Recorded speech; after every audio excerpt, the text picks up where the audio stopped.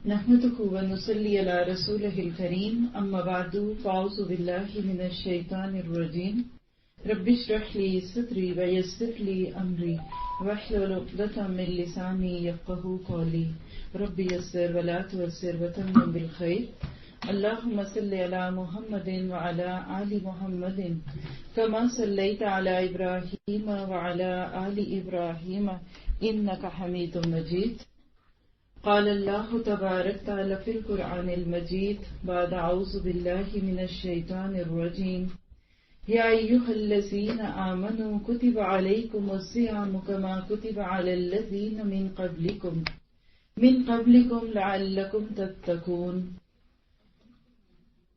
سورۃ بقرہ کی آیت 183 ہے.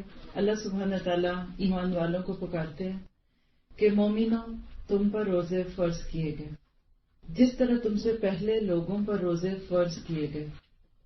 مقصد کیا ہے روزے کا؟ لعلکم تتقون، تاکہ تم متقی بنو، پرہیزگار بنو. عزیز ساتھیو، جب بھی رمضان آتا ہے تو کچھ لوگ تو خوشی کے ساتھ خوش ہو رہے ہوتے ہیں اور کچھ خوشی کی وجہ سے پریشان ہو رہے ہوتے ہیں کہ ہائے رمضان کیوں آ گیا، رمضان رمضان رمضان. تو آئیے آج ہم تتقون کو تھوڑا سا دیکھیں گے کہ رمضان کیوں آتا ہے. اللہ تعالیٰ نے بہت بڑا مقصد یہ دے دیا کہ رمضان کا مہینہ اس لیے آتا ہے کہ ہم متقی بنیں. سوال پیدا ہوتا ہے کہ متقی کون ہوتا ہے اور تقوی کیا ہے؟ اس کا روٹ وقایا ہے، وقا. عربی زبان میں روٹ ورڈز ایسے ہی ہیں جیسے کہ پھلوں کی زبان میں بیج، جیسا بیج ہوتا ہے ویسا ہی پھل ہوتا ہے. روٹ ایک 4 لفظ ایسے ہوتے ہیں کہ جو لفظ میں سے کبھی نہیں بدلتے، اسی کو ادھر ادھر کرتے رہے تو معنی بدلتے ہیں. مثال اردو کی دے دیتی ہوں تو بہت ہی آسان ہوگی. جیسے آپ دیکھیے کہ ہم لفظ اردو میں بولتے ہیں نا، عبادت، عابد، عابدہ، معبود. آپ کو سب میں لگ رہا ہے کچھ؟ عین، با، دال، یہ کامن ہے. معبود میں میم ایکسٹرا لگ گئی ہے، عابد میں عین اور با کے بیچ میں الف لگ گئی ہے. ٹھیک ہے. اسی طرح معبد خانہ. عربی زبان میں جو لفظ تقوی ہے اس کا روٹ جو ہے وہ کیا ہے؟ واو قافیہ. اب آپ کہیں گے کہ لفظ تقوی میں تو واو قافیہ ہے، تے تو ہے ہی نہیں، تو سمجھ لیجئے کہ یہ تے باہر سے آئی ہوئی ہے، مہمان ہے. یہ مجھے ایسے ہی لگ رہا ہے بالکل کہ جیسے کچھ افراد خانہ ہوتے ہیں نا گھر میں رہنے والے، تو اصل جو گھر کے لوگ ہیں نا وہ ان کا روٹ ورڈ ہے اور آپ اور ہم سب اضافے ہیں. اور یہ اضافے کبھی کبھی ہوتے ہیں. کسی وقت ہمارے گھر میں زیادہ لوگ آئے ہوتے ہیں، کسی وقت میں کم آئے ہوتے ہیں. تو یہ دیکھیں ہم نے کتنے آرام سے گرامر کی ایک بات سیکھ لی. روٹ ورڈ کیا ہے؟ اصل گھر کے افراد. ٹھیک ہے. اور جو اوپر چیزیں لگتی ہیں وہ مہمان ہوتے ہیں. تو گویا کہ آپ کہہ سکتے ہیں کہ عربی زبان میں تقوی کا لفظ جو اصل جس بنیاد پہ چلتا ہے وہ واو قافیہ ہے.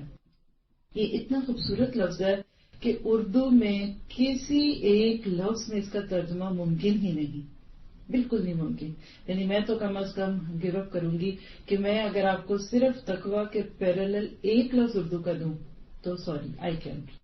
کیونکہ آپ جب بھی کوئی بھی قرآن پاک اٹھائیں گے جس میں ترجمے کی باتیں ہوتی ہیں، کہیں پرہیزگار ہوتا ہے، تم پرہیزگار بن جاؤ، کہیں وہ بیچارے متقی کو لفظ متقی ہی کر دیتے ہیں، کہیں اس کا معنی بچ جاؤ کا آتا ہے، کہیں اس کے معنی کے اندر ڈرنا آتا ہے. تو آپ سمجھ جائیے کہ اس سے ہی آپ کو پتا چل جائے گا کہ یہ لفظ کتنے معنی رکھتا ہے.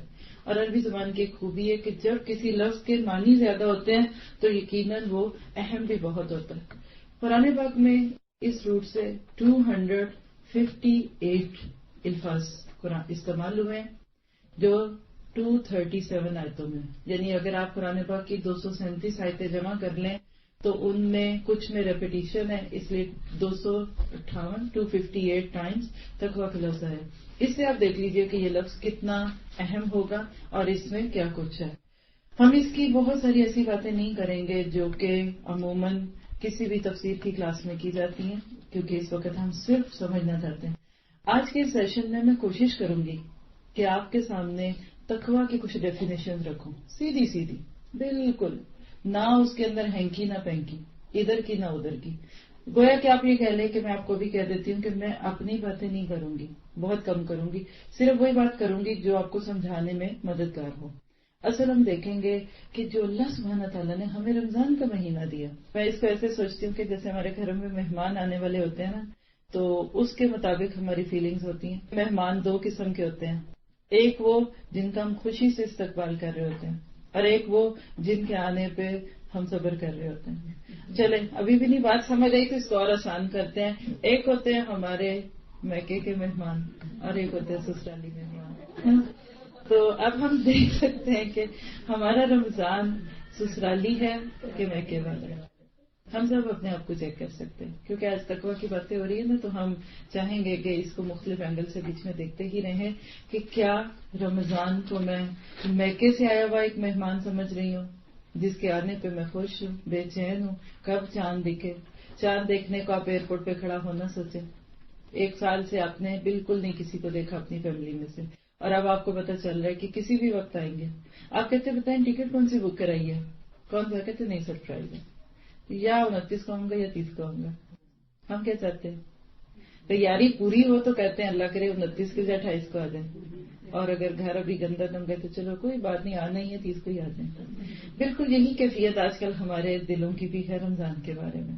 اگر رمضان کی تیاری کی ہوئی ہے تو ہم کہتے ہیں کل کا آج آ جائے، اور اگر ابھی پکوڑے سموسے رول بننے میں دیر ہے، چونکہ ہمارے ہاں مہمان کی خاطر جسے جسمانی طور پہ ہی ہوتی ہے تو ہم انتظار نہیں کر پاتے.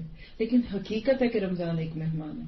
آپ جتنا دل اس کے لیے کھولیں گے، جس مہمان کی آپ کو جتنی رسپیکٹ ہوتی ہے، جتنی آپ کو اس سے محبت ہوتی ہے، آپ اتنا اس کے لیے پہلے سے تیار ہوتے ہیں. اور اگر خدا نخواستہ شوہر کہیں اپنے 4 دوستوں کو کھانے کی دعوت دے تو پھر گھر میں جو حالات ہوتے ہیں وہ چھوڑ دیتے ہیں.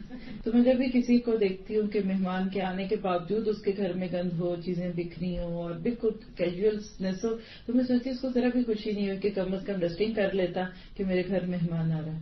تو حقیقت ہے کہ ہم دکھانے کے لیے نہیں کر رہے ہوتے گھر صاف یا خاطر، بلکہ ہم اس کو عزت دے رہے ہوتے ہیں، رسپیکٹ دیتے ہیں. تو اگر ہم اس رمضان کو ایک بہت خوبصورت مہمان کے طور پہ لیں گے تو انشاءاللہ تعالی ہم دیکھیں گے کہ ہم اب جسمانی ذہنی طور پہ تیار ہیں. آج ہم بات کر رہے ہیں کہ اس رمضان کے مہمان سے ہم نے لینا کیا.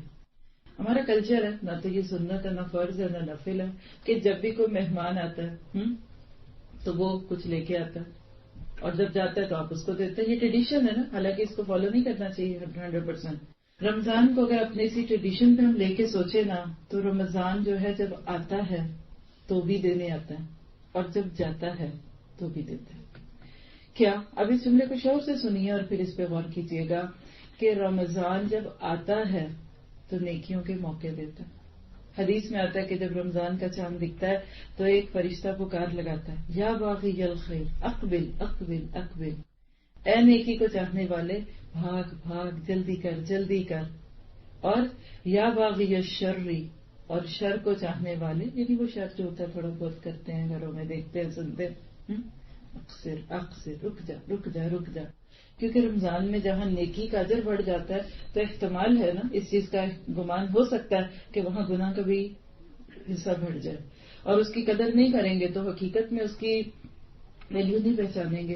تو رمضان جب آتا ہے تو نیکیوں کے تحفے لے کے آتا ہے، 1 کی جگہ 70، سنت کی جگہ فرض. اور اسی طرح سے انسان کی بہت ساری عام چیزیں جو عام طور پہ ہم اپنی عادت کے تحت کرتے ہیں وہ عبادت بن جاتی ہیں. آپ کہہ لیں کہ رمضان عادتوں کو عبادت بنانے آتا ہے. اور حقیقت ہے اگر ہماری عادتیں سنت کے مطابق ہو جائیں تو پھر ہماری زندگی میں کبھی بھی عبادت کا لفظ مشکل نہ لگے، کیونکہ اللہ سبحانہ تعالیٰ نے ہمیں اسی کے لیے پیدا کیا. تو جب رمضان آتا ہے تو بہت ساری نیکیاں، بہت کچھ ملے گا آپ کو. تو روزہ رکھ لو، آگے نہیں رکھ سکے، اور صدقہ کثرت سے کر لو، تراویح پڑھ لو، قرآن کی عبادت کر لو. 16 تھنگس میں نے ابھی لاسٹ 2-3 ویک پہلے ناروے میں کئی جگہوں میں بتائیں کہ رمضان میں ٹوٹل تقریباً 16 قسم کے کام ہیں جو ہم کرتے ہیں. لیکن جب رمضان کا مہمان جانے لگتا ہے تو کیا دیتا ہے؟ لعلکم تتقون، تقویٰ دے کے جاتا ہے. آج ہم بات کریں گے کہ جب رمضان جائے